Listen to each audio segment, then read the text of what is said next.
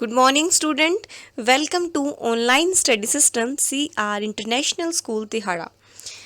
तो आप सभी को पता है कि चैप्टर 5 हम पढ़ चुके हैं, पीरियोडिक क्लासिफिकेशन ऑफ एलिमेंट्स। अब बारी है न्यू चैप्टर की और वो चैप्टर है chemical equation and reaction. Chemical reaction and equations, ये है चैप्टर 1। वैसे तो इस चैप्टर में लगभग रिएक्शंस हैं जिन्हें आप 4 से 5 रिएक्शन तो आप लैब में ही करोगे। तो चलो, जब तक आपको लैब में लेकर जाना होगा तब तक जो रिएक्शंस आप कर सकते हो वो सब आपको पढ़ाई जाएगी। तो हम पढ़ते हैं आज इसे। सबसे पहले कि यहाँ पर जैसे ही वर्ड आया केमिकल, तो इससे पहले मैं आपको बता दूं आपको क्या क्या पढ़ना है। आपको देखो, इसमें मैंने सारा लिख दिया है। आपको इंट्रोडक्शन पढ़ना है कि होती क्या है रिएक्शन, किस लॉ के अकॉर्डिंग होती है। फिर रिएक्शन की करेक्टरिस्टिक्स पढ़नी है। करेक्टरिस्टिक्स का मतलब है कि क्या क्या विशेषताएं हैं, रिएक्शन होती है तब क्या क्या होता है। मींस प्रेसिपिटेट बनते हैं, हीट निकलती है, टेम्परेचर बढ़ता है या घटता है, तो वो सारी चेंजेस जो आते हैं, प्रॉपर्टी चेंज हो रही है, वो सब कुछ आप पढ़ोगे। फिर आप बैलेंसिंग करना सीखोगे, लेफ्ट हैंड साइड और राइट हैंड साइड को कैसे बैलेंस किया जाए। फिर आप टाइप पढ़ोगे केमिकल रिएक्शन को, कि डिफरेंट डिफरेंट टाइप की हमारे पास रिएक्शंस होती हैं, उन सारी रिएक्शन को आप पढ़ोगे। फिर आप पढ़ोगे रेंसिडिटी और उसके बाद पढ़ोगे आप कोरोजन। रेंसिडिटी मतलब जैसे कुछ सब्सटेंस हमारे डेली लाइफ में हम यूज़ करते हैं, वो पड़े पड़े गल सड़ जाते हैं, उनमें से स्मेल आने लग जाती है। जैसे चिप्स है, काफ़ी खुले पैकेट में रख दिए जाए तो सील जाते हैं, फिर धीरे धीरे स्मेल होनी शुरू हो जाती है। तो वो सारी चीज़ें जो हैं कि एक हमारे पास सब्सटेंस है, उनका सड़ जाना, उनमें से स्मेल आने लग जाना in the presence of oxygen and air. तो ये सब हम पढ़ेंगे। और फिर पढ़ेंगे हम कोरोजन, कि किस तरीके से एक सब्सटेंस पर जंग लगता है, वो पूरी तरीके से ख़राब सा होने लग जाता है, तो क्या क्या चीज़ें यूज़ करें उसे जंग से बचाया जाए। जैसे आयरन पर लग जाता है बाहर पड़े पड़े जंग, तो वो सारी चीज़ें अब डीपली पढ़ेंगे। इसके बाद हम करेंगे कुछ क्वेश्चंस। तो चलो बढ़ते हैं चैप्टर की तरफ। इससे पहले मैं आपको चैप्टर पे आगे बढ़ने से पहले मैं आपको एक चीज़ याद दिला दूँ कि जैसे ही केमिकल लिखा आ रहा है तो आप लोगों को यहाँ से एक वर्ड ध्यान में आ रहा हो, फिजिकल। मीन्स हमारे पास दो तरीके के चेंज होते हैं। एक फिजिकल चेंज, आप लोगों ने 9th क्लास में दोनों चेंज पढ़े थे। Chapter 2 matter around us pure, आपने इसके अंदर पढ़ा था कि फिजिकल चेंज और केमिकल चेंज। फिजिकल चेंज में देखो क्या होता है हमारे पास। हम केमिकल चेंज यहाँ पढ़ने वाले हैं। तो होता क्या है फिजिकल चेंज में, जैसे मान लो आपने एक आइस ली, तो आइस धीरे धीरे किस में कन्वर्ट हो जाएगा, वाटर में कन्वर्ट हो जाएगा, पानी में। तो मुझे बताओ, आइस की जो प्रॉपर्टी है और वाटर की जो प्रॉपर्टी, क्या वो चेंज हो जाएगी? नहीं। आइस की जो प्रॉपर्टी है, पानी की भी वही प्रॉपर्टी रहेगी। और एक बात और, इसको अगर वाटर में मैंने चेंज कर दिया तो वापस वाटर को मैं आइस में फ्रिज करके चेंज कर सकती हूँ। तो इसका मतलब ये फिजिकल चेंज है, जब एक सब्सटेंस अपनी स्टेट से वापस दोबारा से अपनी ओरिजिनल स्टेट में आ जाए, सिंपल तरीके से, उसे हम फिजिकल चेंज बोलते हैं और उस रिएक्शन को हम फिजिकल रिएक्शन बोलते हैं। ऐसे ही हम पढ़ते हैं यहाँ केमिकल चेंज।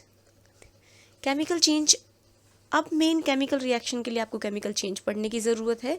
तो केमिकल चेंज होता क्या है, देखो। जैसे मान लो आपने यहाँ पढ़ा है, आपको एक सिंपल सा एग्जांपल लेती हूँ। मान लो आप टी बना रहे हो, तो टी के लिए आपने कुछ सब्सटेंस लिए, आपने कुछ सब्सटेंस को मिक्स किया। जैसे मैं बता दूँ आपको कि टी बनाने के लिए आपने टी प्लांट लिए, शुगर ऐड किया, पानी ऐड किया, मिल्क ऐड किया, ठीक है। तो हमारे पास देखो, T plant plus water, water plus sugar, ऐसे लिख देती हूँ, प्लस मिल्क।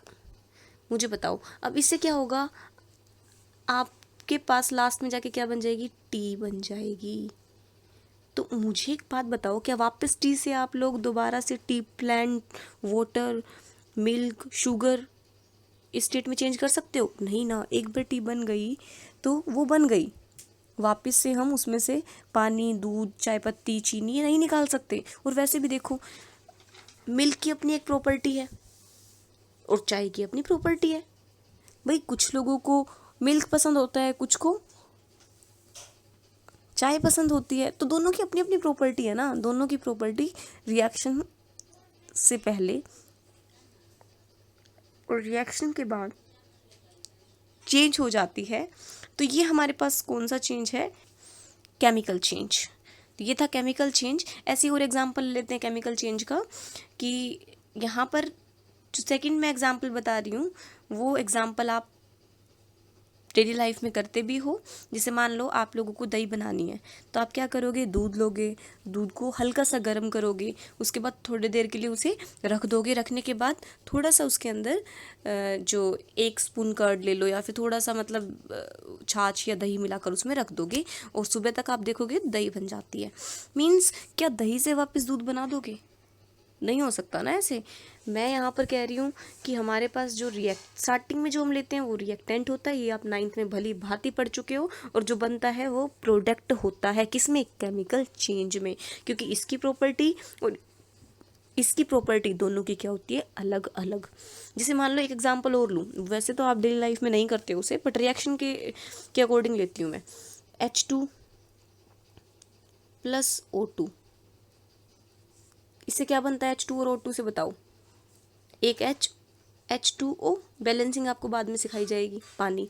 मुझे बताओ ऑक्सीजन का काम क्या था, ये दोनों तो क्या हो गए, रिएक्टेंट, और प्रोडक्ट क्या हो गया, पानी। तो मुझे बताओ इसमें ऑक्सीजन का काम क्या था, ऑक्सीजन जो है वो आग लगाने में सहायक है, पता होगा सभी को।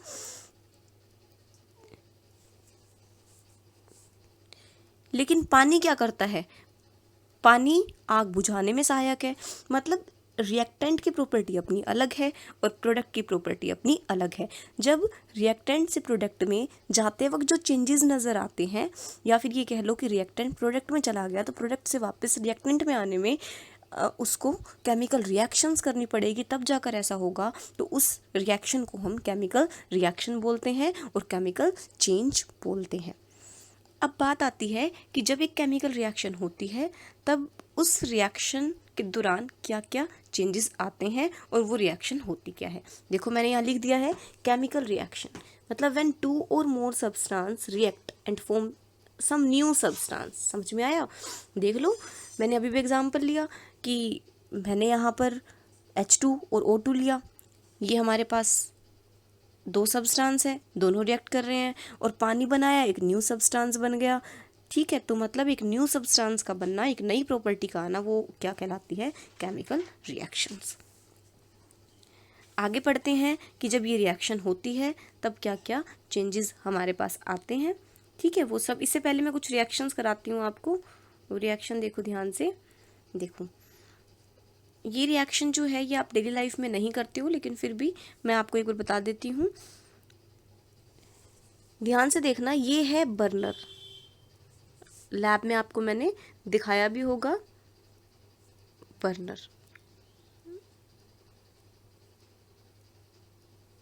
ठीक है, ER बर्नर। और हमारे पास ये मैंने क्या किया, मैग्नीशियम रिबन लिया। मान लो ये रिबन है, मैग्नीशियम कई फॉर्म में मिलता है मैग्नीशियम रिबन की में। ठीक है, मेटल तो है ही ये। तो ये मैग्नीशियम रिबन मैंने लिया। मैंने क्या किया, अब इस रिबन को सबसे पहले जब लेते हैं तो हम क्या देखते हैं कि बाहर से एक लेयर मैग्नीशियम की रिबन पर आकर स्टिक हो जाती है।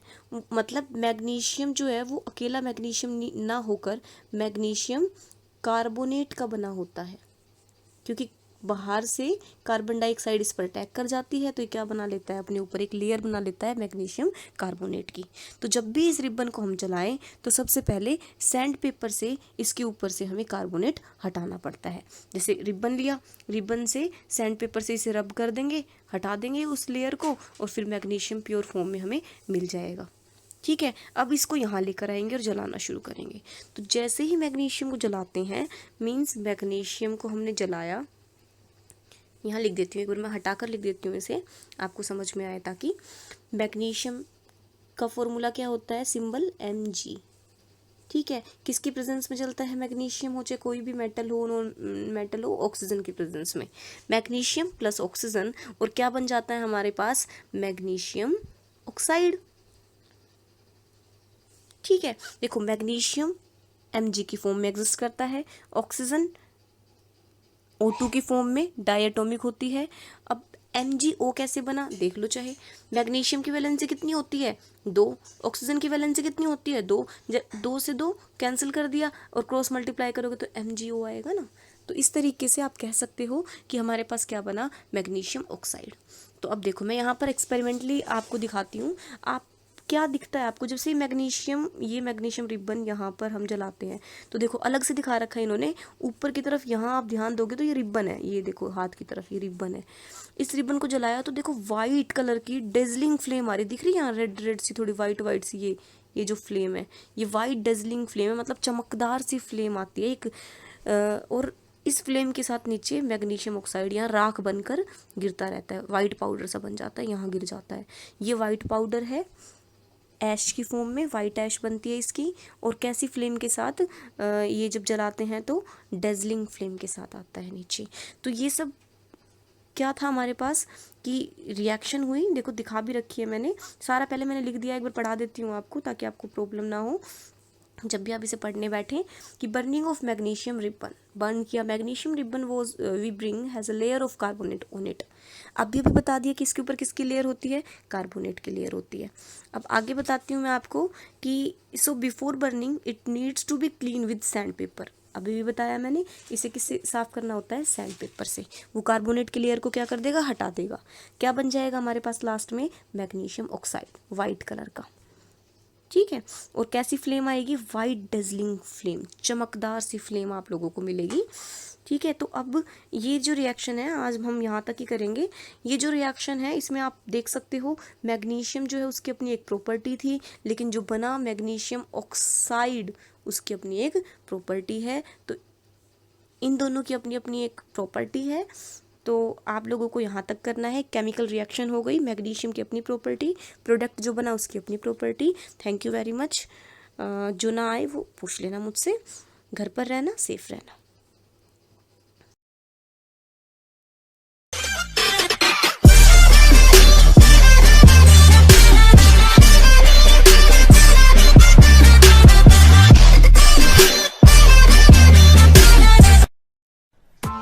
Press the bell icon on the YouTube app and never miss another update.